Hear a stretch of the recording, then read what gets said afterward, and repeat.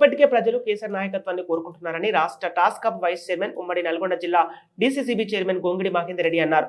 యాదాద్రి భువనగిరి జిల్లా ఆలేరు నియోజకవర్గం BRS party విస్తృత స్థాయి సమావేశంలో బంగపల్లిలోని ఓ గార్డెన్ లో జరిగింది. ఈ సమావేశంలో గొంగిడి మహేందర్ రెడ్డి మాట్లాడుతూ 10 ఏళ్లు అధికారం లేక అసెంబ్లీ ఎన్నికల్లో కాంగ్రెస్ పార్టీ కార్యకర్తలు కసితో పనిచేస్తే బీఆర్ఎస్ కార్యకర్తలు సరదాగా పనిచేశారని, దాని ఫలితంగా ఓటమి పాలయ్యామని అన్నారు. ప్రతి కార్యకర్తకు మేడం నేను మీకు అండగా ఉంటామని అన్నారు. 8 సంవత్సరాల క్రితం ఇదే హాల్లో మన ఆవిర్భావ దినోత్సవం సందర్భంగా ఇక్కడ సమావేశమైతే దాదాపు 4000 మంది వచ్చారు. 4000 మంది. ఈ ఆలంతరినింది బయటంతా కూడా ఆనాడు అందరు పరిశ్రమ నేను వచ్చిన వాళ్ళు మీరే కదా చూసింది కూడా. అది చూసి మనం బాపనుకున్నాం. దాంతోనే మనం కొంత ఇబ్బంది పడ్డాం రాష్ట్రం. సరే మనం ఏం చేసినా అంత మెజార్టీ పోయింది కాబట్టి ఇది ఎవరిని తప్పుపట్టడానికి అవకాశం లేదు. కాకపోతే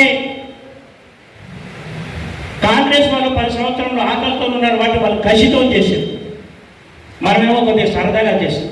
అది వాస్తవం. ఇప్పుడు చెప్పిన వాళ్ళందరూ కూడా చెప్పారు, కష్టం చెప్పారు. సరే కేసీఆర్ పథకాల వల్ల ఇవాళ ఇప్పటికి కూడా కేసీఆర్నే కోరుకుంటారు జనం. కేసీఆర్ తప్పు పట్టడానికి ఏం లేదు. ఏం చేసినా మనం చెప్తున్నప్పుడు వేదిక మీద వెంకటేష్ గారు చెప్పారు, మనకు మన ద్వారా వస్తే అయిపోవాలంటే మన ద్వారా వస్తే మనం చేసిన తప్పే. ఒక ఊర్లో 4 ఇవి వస్తే ఎంతమందికి వస్తే సర్పంచ్ ఓటు పెట్టుకుని ఎంపీటీ ఓటు పెట్టుకుని ప్రజల వ్యతిరేకత రారా? దానికి మనమే కార్యకర్తలు ఒకసారి ఆలోచించాలి. ప్రతి గ్రామంలో ఎవరు పెట్టుకున్నాం మనం? కార్యకర్తలకు ఇచ్చామా? మన మండల పార్టీ నాయకులను కానీ ఎంపీపీలను కానీ జడ్పీటీసీలను కానీ? మీకే కదా బాధ్యత ఒప్పైంది. ఎవరు చేసేది? దాన్ని కూడా ఒకసారి మనం అందరం బాధ్యుల మీద కేసీఆర్ మీద అనడం తప్పు. దయచేసి కేసీఆర్ గారు ఇప్పటికి కూడా జనం కోరుకుంటారు కేసీఆర్నే. ఈ రాష్ట్రంలో కేసీఆర్ గారు నాయకత్వం రావాలా, తొందరలోనే వస్తుంది. గతంలో మీరు చూసారు 89లో కాంగ్రెస్ పార్టీని పొరపాటున ఎన్టీ రామారావు నుంచి పొరపాటున కాంగ్రెస్ పార్టీని గెలిపించిన తర్వాత మళ్ళా ఎన్నికలు 95,000 వస్తే 95 వస్తే కాంగ్రెస్ పార్టీని డిపాజిట్ కూడా తగ్గించిన 26 సీట్లు వచ్చినాయి. 240 సీట్లు ఎన్టీ రామారావుని గెలిపించారు. అదే పరిస్థితి వస్తుంది కేసీఆర్. ఇలా ప్రజలందరూ కూడా సరే ఎక్కడికక్కడ ఉన్నటువంటి 2 సార్లు ఎమ్మెల్యేకి ఓటేసినాం కదా, కాకపోతే కేసీఆర్ అయితే ఉంటాడు కదా అనుకున్నారు. సరే వాళ్ళ ఆలోచన 2 సార్లు మార్పు రావాలని కోరుకున్నారు నియోజకవర్గంలో. సరే దానికి మనం ప్రజల తీర్పును అంగీకరించవలసిందే. అది ఏది ఏమైనా కానీ ఒక్కసారి మనమందరం కూడా ప్రతి విషయంలో ఆలోచన చేయాలి. ఇలా నియోజకవర్గంలో ఎక్కడ కూడా పైసలకు ఇబ్బంది కాల. ప్రతి గ్రామానికి కాంగ్రెస్ పార్టీ అభ్యర్థి ఇచ్చిన దానికంటే బూతు పైసలు కానీ ఇంకోటి కానీ ఎక్కడ కానీ మనం అన్ని విధాలు మంచిగా చూసినాం.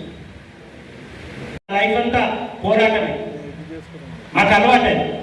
కానీ దయచేసి ఎవరైనా కానీ ఇప్పుడు మీ వాళ్ళందరూ కూడా మన వాళ్ళందరూ కూడా చెప్పారు, మేము చెయ్యలేము, మేము కొట్లాడలేమంటే దయచేసి పదవిలోకి వెళ్ళిపోండి.